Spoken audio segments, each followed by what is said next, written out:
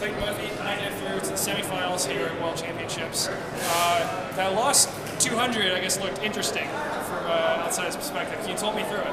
Yeah, I really actually want to see that on video because I had nowhere to go with like 150, and thought about trying to go to the inside, thought about trying to split through people, and eventually just with 50 to go, I had to make the decision to go outside because there's nowhere to go, and I tried to just explode the last 10 meters through the line and get to the line as quick as possible and make sure I get the shoulders through and get the line through. So I don't know, I'm happy, but then again, I have a lot to fix for the next round. I really want to run well tomorrow.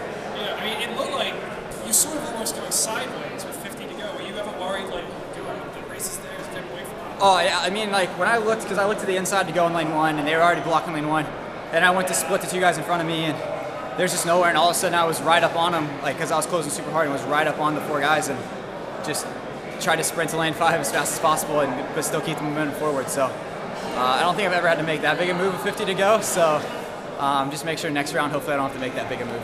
So at the start of the year, you hadn't broken 150, now you're in the semifinals of World Championships, running for both the finals. How did you get to this point? Training, just working really well with coach, trying to keep healthy through the season. I mean, racing since January, it's really about keeping healthy. I've really been lucky with a lot of just minor bumps and bruises through the season, and been able to really maintain the strength and the training through now August. So it's been interesting. It's been a roller coaster season, and hopefully I can keep it going for a couple more days.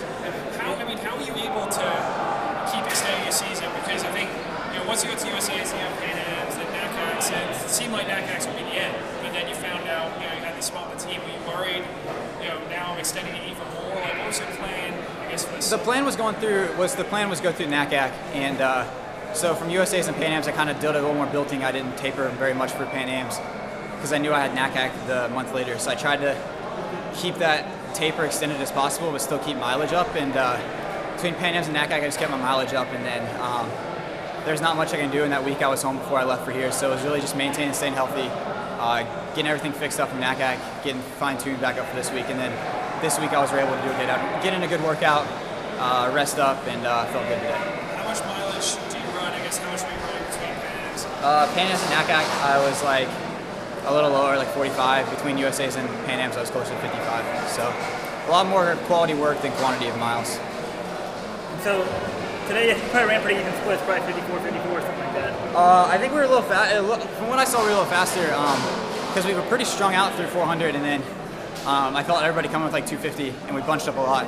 So, I mean, I haven't seen, trying to look at the clock and run is a little tough. So we were probably pretty close to that 53, 54-ish split. So, yeah, we were even for all practical purposes. So, it was healthy. It was good.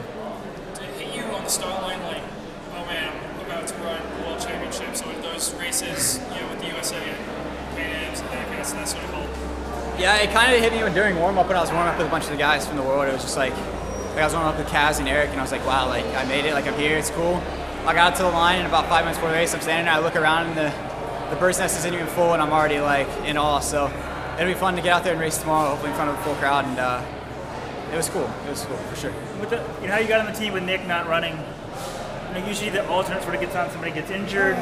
You can kind of see that whole thing playing out, and it's like, I may not get invited. Like, kind of what were your emotions through that whole process? I was really focusing on that because I was in NACAC, I was in Costa Rica. I raced Sunday afternoon in Costa Rica, so I was really trying to keep the focus on me racing, and was trying to really stay out of the spotlight for a while with Nick and let him figure out his affairs and everything. And Nick's been really supportive of me going, and he's wished me luck and talked to me, and I asked him for a little advice and everything. And it's been cool to have his support through this, and he's really supportive of the athletes here and me being here, and he's really letting the focus be here instead of with him. What advice did he give you? Well, the first advice he gave me was the track's still 400 meters, don't worry, it doesn't change. And no, he's helping me with like the call-arm time and a little bit early warm-up, so it was good to get to talk to him. Good job. Yeah, nice job.